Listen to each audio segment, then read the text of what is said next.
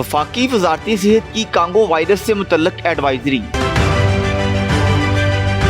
वफाकी वज़ारत सेहत ने कांगो वायरस से मुतल्लक एडवाइजरी जारी कर दी। बलोचिस्तान में कांगो वायरस का फैलाव तेज हो गया, जिसके पेश नज़र वफाकी वज़ारत सेहत ने एडवाइजरी जारी की है। एडवाइजरी में कहा गया है कि कांगो वायरस मवेशियों में चीचड़ के काटने से फैलता है, जिससे मुतासर होने का खदशा मवेशियों और इन्हें पालने वालों में ज्यादा है। वज़ारत सेहत की एडवाइजरी में मजीद कहा गया कि कांगो वायरस के मुतासरा शख्स को इब्तदाई तौर पर डायरिया और नज़ला होता है। एडवाइजरी ने यह भी कहा गया कि कांगो वायरस से मुतासरा शख्स बीमारी के दूसरे हफ्ते डिप्रेशन का शिकार हो जाता है। वज़ारत सेहत ने एडवाइजरी में कहा कि शहरी मवेशियों के फुजले और खून से खुद को महफूज रखें। कसाई और मवेशी पालने वाले दस्ताने और मुकम्मल महफूज लिबास इस्तेमाल करें। याद रहे कि पाकिस्तान में 1976 में पहली मर्तबा कांगो वायरस सामने आया था।